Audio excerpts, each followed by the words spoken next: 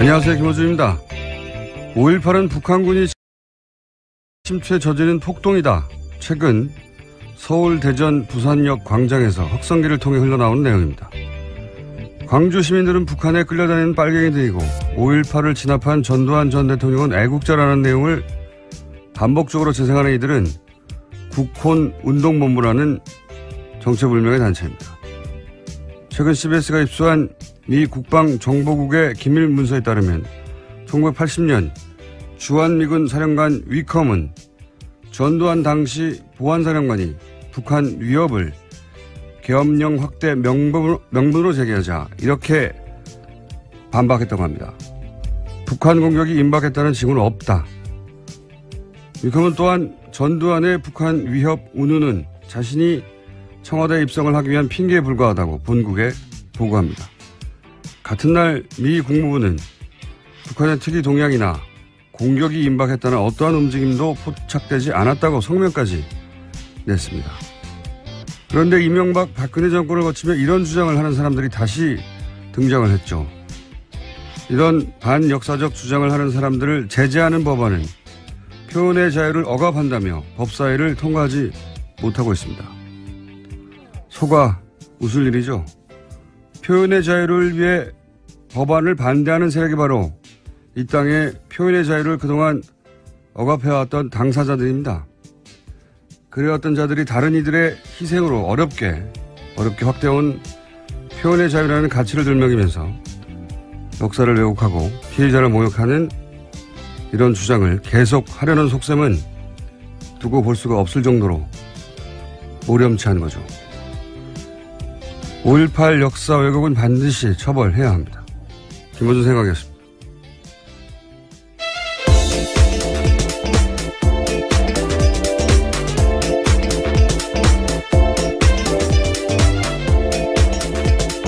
시사인의 김은지입니다. 네. 제가 요즘 주말에 대전역을 자주 가는데.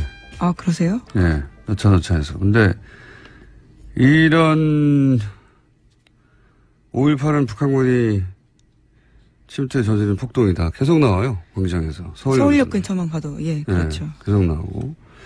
독일에서는 이 홀로코스트 부정하면 형사처벌하거든요. 예.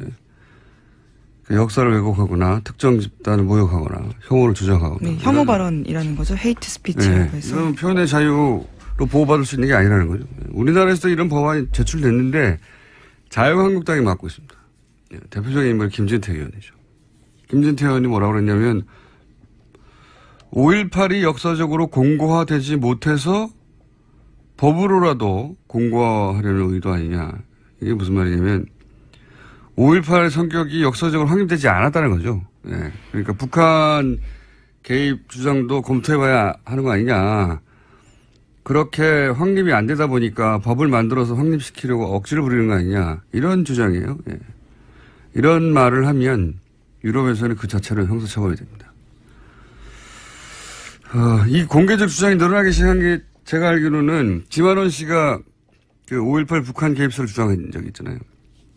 그런데 그게 이제 이명박 정권 말기에 그런 주장을 했거든요. 근데 박근혜 정권 시절에 무죄가 선고됐어요.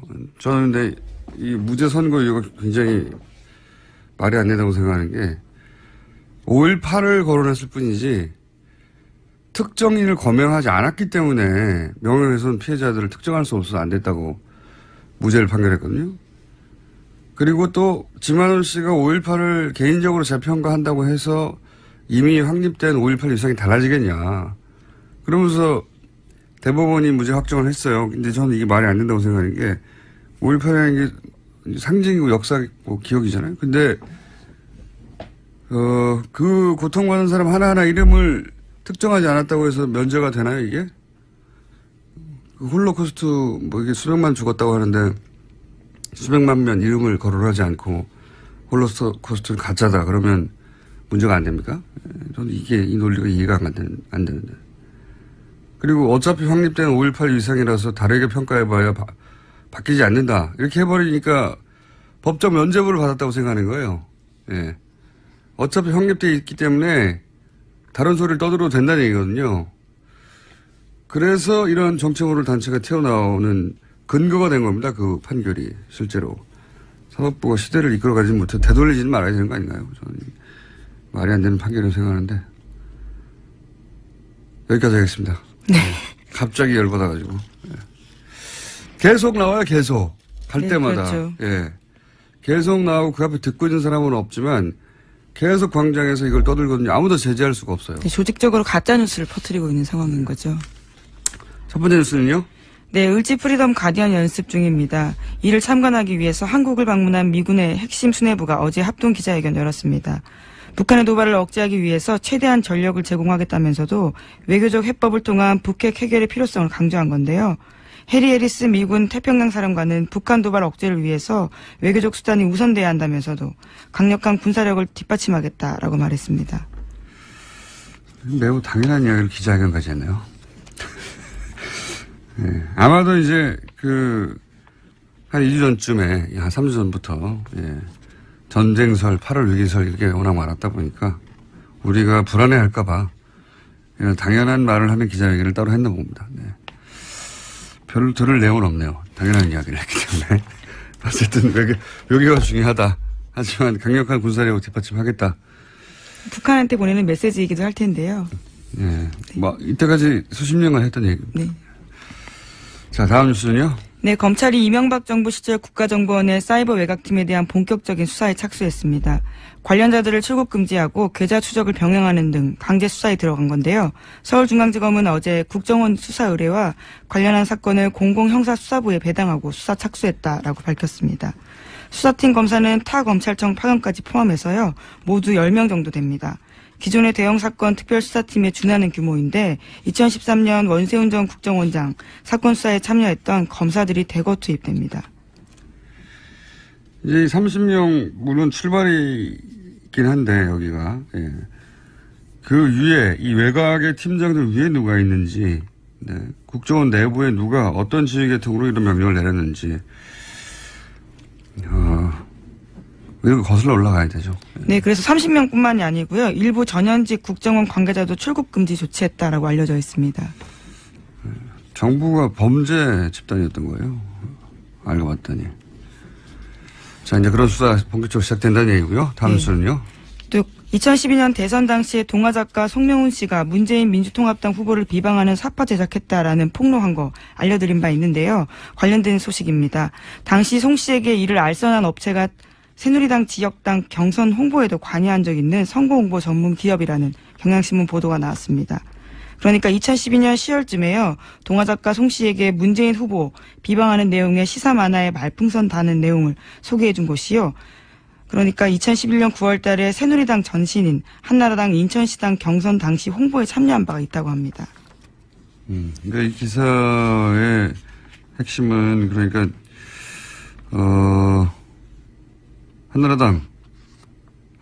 지금의 자유한국당, 이렇게 당이 이런 소위 댓글, 온, 오프 댓글, 공작 혹은 작업에 여론조사 작업, 예. 참여한 거 아니냐, 이런 취지의 기사군요. 당시 인천시당이면 윤상현 의원이 위원장이고. 네, 친박계로 꼽히고 있죠, 대표적으로요. 그렇군요. 이것만 가지고는 단정할 수는 없는데 어쨌든 예. 고백을 한 송명훈 씨 사례를 가지고 추적해 봤더니 친박계 의원이 위원장으로 있던 지역에서 경선에 참여한 예. 바, 경선 홍보에 참여한 바가 있는 업체라는 겁니다. 그런 단서가 나온 거군요. 예. 알겠습니다. 다음 뉴스는요. 검찰이 국정농단 사건의 재수사에 나섰다라는 KBS 보도가 있습니다. 첫 번째 대상은 관제시 보수단체 등 선별해서 지원한 이른바 화이트리스트 사건이라는 건데요. 검찰은 전 정부의 정무수석실 문건 분석이 끝나는 대로 김기춘 전 실장과 조윤선 전 장관을 소환할 예정이라고 합니다. 그렇군요. 이게 이제 국정농단 특검 때 워낙 이재용 삼성 부회장 건에 집중하느라고 사실은 특검이 중간에 멈췄죠. 멈춰서 특검 연장해야 된다는 거 가지고 굉장히 큰 논란이 됐었는데 결국 연장 못했고, 그런데 그 중에서 화이트리스트 부분, 블랙리스트 부분만 수사했지 화이트리스트 부분은 수사를 못했단 말이죠. 그러니까 화이트리스트 부분을 수사를 캐비넷 문건도 추가적으로 나왔으니까 다시 하겠다는 얘기네요. 제대로. 네, 거기에 관련된 내용들이 있는데요. 언론 활용하고 선거 등에 관련한 내용들을 활용하겠다라는 내용이 있기 때문에 추가 증거가 나와서 더욱 수사하는 상황이 된 겁니다. 이건 이제 특검 수사가 채 다루지 못한 화이트리스트를 다루겠다는 거고, 청와대 문건 캐비넷이 나와서이기도 하고, 그리고 조윤선 수석이 무죄 선고가 나서도, 네, 블랙리스트 관련된 부분이 그렇습니다. 무죄 선고가 나서도 검찰이 체수에 나서는 이유 중에 하나가 될 것 같기도 해요. 왜냐면은 화이트리스트 역시 당시 조윤선 당시 정무수석과 김민천 비서실장이 관여하지 않을 수 없었던 업무 영역이기 때문에 이 수사를 하면 블랙리스트로는 빠져나갔던 조윤선 당시 정무수석이 이 화이트리스트 건으로 다시 구속될 수도 있겠습니다. 네, 당시 특검 수사도 그런 식으로 진행됐었는데요. 안타깝게 멈췄던 상황이라서 다시 재개한다라는 겁니다. 알겠습니다. 조윤선 전 정무수석이 위기감을 느끼겠나요? 자, 다음 뉴스는요. 네, 이재용 삼성전자 부회장의 선고 공판이 이틀 앞으로 다가왔습니다. 어제는 방청권 추첨이 있었는데요. 자리가 총 30개였습니다. 일반인들한테 공개하는 거였는데 그래서 추첨으로 뽑았습니다. 경쟁률이 15대 1에 가까웠다라고 하는데요. 박근혜 전 대통령 첫 재판 당시 경쟁률에 비하면 2배입니다. 자리가 30개짜리 왜 방을 했을까요? 예, 전체는 더 큰 데인데요. 일반인들한테 공개하는 것이 30석이라고 합니다. 아, 일반인한테 추첨을 통해서 주는 자리가 30개밖에 안 된다. 네, 전체는 150석인데 거기에는 관계자들이 또 들어가 있고 기자들이 들어가 있기 때문에요. 일반인석이 줄어들게 된 겁니다. 150석이 제일 큰 데죠. 네, 대법정입니다. 저도 거기서 재판을 받았는데. 추억이 떠오르시는. 네. 생중계는 한다고 합니까? 네, 그 여부가 아직 결정이 안 돼서 관심을 모으고 있는데요. 대법원 규칙이 바뀌었기 때문에 충분히 생중계가 가능한 상황인데 아직까지 재판부가 결정하지 않고 있습니다. 생중계를 만약 안 한다면 이건 이제 피고를 찍는 게 아니라 선고하는 재판부를 찍는다는 거잖아요. 그러니까 재판부가 어떤 결정을 내릴지 역사적 재판이니까 실시간으로 국민들이 알 수 있게 하겠다는 취지인데, 그런데 그 피의자가 나오는 것도 아닌데 생중계 안 하면 이건 뭐 이유는 삼성이라서 안 하는 것밖에 더 있나요? 예. 대통령 탄핵 장면도 생중계를 했는데 그냥 사기업에 생중계 안 한다면 저는 삼성이니까 안 하는 거라고 봅니다. 네, 뭐 아직 결정이 되진 않았는데요. 안 한다면. 곧 결정이 곧 날 것으로 보입니다. 이게 이제 사기업 단독의 재판이 아니라, 다 관련이 있는 거잖아요. 결국 대통령이 탄핵되는 사건에 골자가 되는 게, 이재용 삼성 부회장이 연루된 뇌물수수와 관련된 굉장히 중요한 사안인데, 이 결심 공판을 얼마나 궁금해 하겠습니까, 사람들이. 네, 선고가 이제 있으니까요. 자, 다음 뉴스는 아직도 근데 결정이 안 됐다고 합니다, 성중에는. 다음 뉴스는요.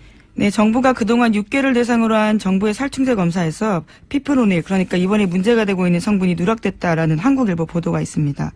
김영건 더불어민주당 의원실이 확보한 문건에 따른 내용인데요. 지난 5년 동안 닭고기 살충제 성분 검사 실적에 보면요. 피프로닐 성분을 검사하지 않았다라고 합니다. 5년간.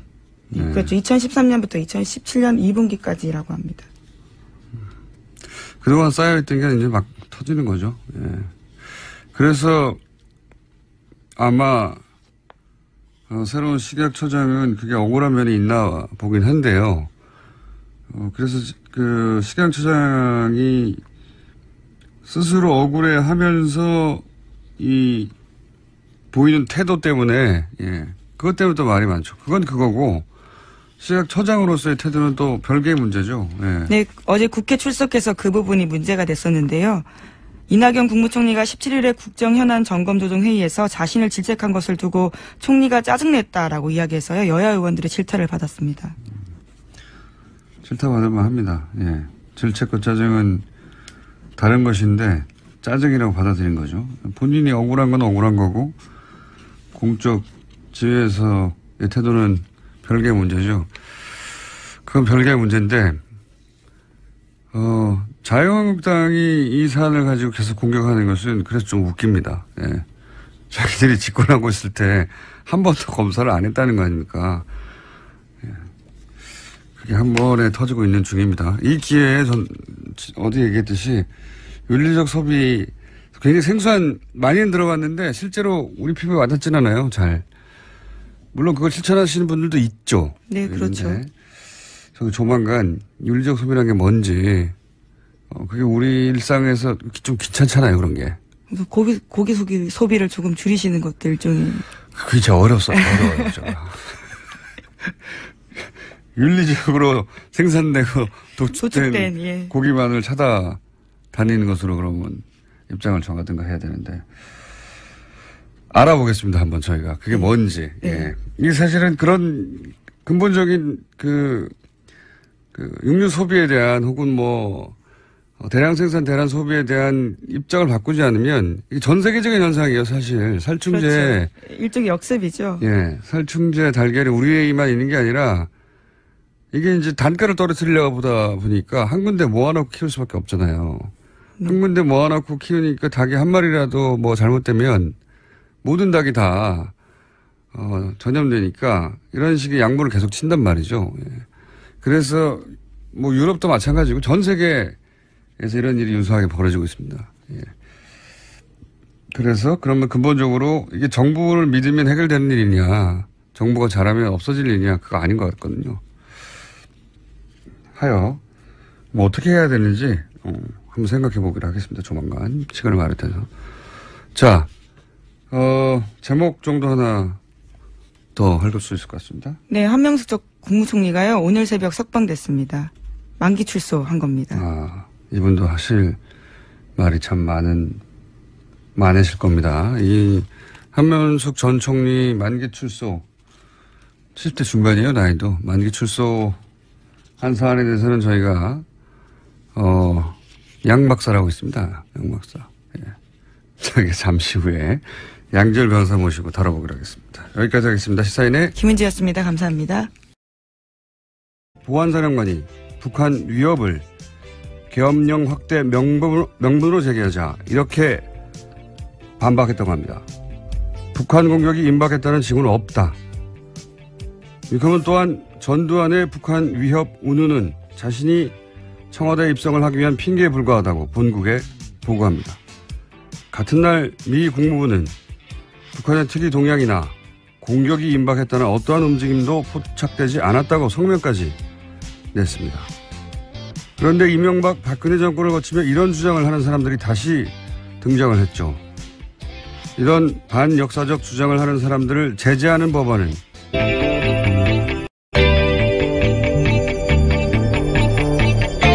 안녕하세요. 김호준입니다. 5.18은 북한군이 침투에 저지른 폭동이다. 최근 서울, 대전, 부산역 광장에서 확성기를 통해 흘러나오는 내용입니다. 광주 시민들은 북한에 끌려다니는 빨갱이들이고 5.18